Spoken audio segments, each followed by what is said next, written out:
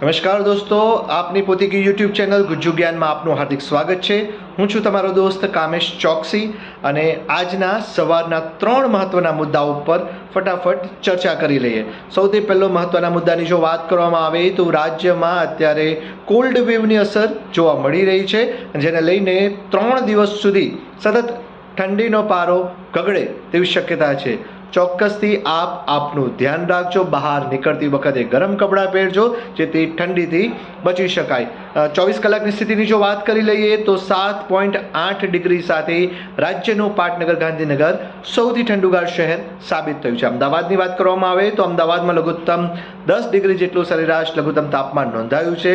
ચોક્કસથી આપની કાળજી રાખજો, કારણ કે હજી પણ 3 દિવસ સુધી કડકડતી ઠંડીનો અહેસાસ તમારે કરવો પડશે। જેની સીધી કારણની જો વાત કરવામાં આવે તો જમ્મુ કાશ્મીરમાં અત્યારે હિમવર્ષાનો માહોલ યથાવત છે, જેની સીધી અસર અત્યારે ગુજરાતમાં જોવા મળી રહી છે।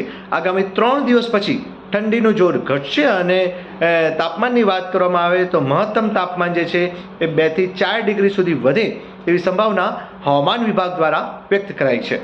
બીજા મહત્વના સમાચારની જો વાત કરવામાં આવે તો પ્રદેશ ભાજપ કારોબારીની મહત્વપૂર્ણ બેઠક જે ચાલી રહી છે તેનો આજે સુરેન્દ્રનગરમાં બીજો અને અંતિમ દિવસ છે।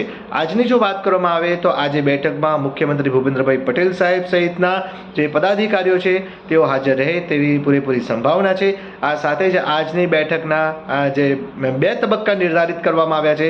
પ્રથમ તબક્કામાં ખાસ કરીને રાજકીય પ્રસ્તાવ ઉપર ચર્ચા કરવામાં આવશે અને બીજા તબક્કામાં જે ભાજપનું જે માઇક્રો મેનેજમેન્ટ છે જેને લઈને મહત્વપૂર્ણ મુદ્દાઓ ઉપર વિચાર વિમર્શ કરવામાં આવશે।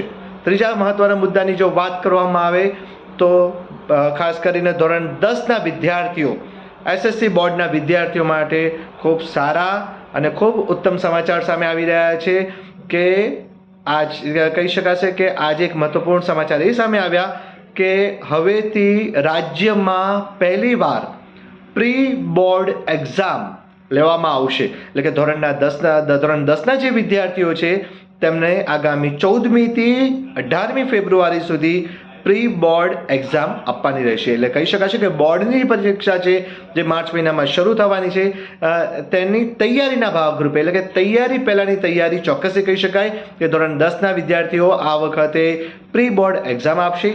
યાદ રાખજો, આ એક્ઝામ, આ પરીક્ષા એ ફરજિયાત નથી, મરજિયાત છે। પરંતુ જો આપે સારામાં સારી રીતના તૈયારી કરવી હોય, આપે આપનો સ્કોર મેન્ટેન કરવાનો હોય તો ચોક્કસથી આ પરીક્ષા આપવી જોઈએ। જેના માટે થઈને આપે આપની શાળામાં જ ખાસ કરીને જે વિદ્યાર્થીઓ છે તેમણે પોતાની શાળામાં જ ખાસ નામ નોંધાવવાનું રહેશે। ત્યારબાદ શાળા દ્વારા ડીડીઓને તમામ ડિટેલ્સ આપવામાં આવશે અને બોર્ડની જે હોલ ટિકિટથી માંડી અને પરીક્ષા લેવાની જે તૈયારીઓ છે તે તમામ પ્રક્રિયા પ્રારંભિક લેવલથી જ આ પ્રી બોર્ડ પરીક્ષામાં કરવામાં આવશે કે જેથી વિદ્યાર્થીઓ ખાસ કરીને માનસિક રૂપે જે બોર્ડની પરીક્ષાનો જે ભય હોય છે તે નીકળી જાય અને ખૂબ સારામાં સારી રીતના તે બોર્ડની પરીક્ષા આપી શકે, તેમનું પોતાનું તેઓ અધ્યયન કરી શકે, અભ્યાસનું અધ્યયન કરી શકે તેવા ઉત્તમ હેતુસર ખાસ કરીને પ્રી બોર્ડ એક્ઝામનું પ્લાનિંગ કરવામાં આવ્યું છે। 14 થી 18મી ફેબ્રુઆરી સુધી આ પરીક્ષા લેવાશે। એટલે ચોક્કસથી ધોરણ 10ના વિદ્યાર્થીઓ માટે આ એક સોનેરી તક ચોક્કસથી કહી શકાશે, કારણ કે તેઓ પોતાનો જે સ્કોર મેન્ટેન કરવાનો હશે, પોતાનો જે ધ્યેય હાંસલ કરવાનો હશે તેને લઈને તૈયારી ઉપરાંત પૂર્વ તૈયારીના ભાગરૂપે આ પરીક્ષા આપી રહેશે। આજનો દિવસની જો વાત કરીએ તો આજે આ મુદ્દો જે છે તે પણ ચર્ચાના એરણે રહેશે। આ 3 મહત્વના સમાચાર આપના માટે હતા।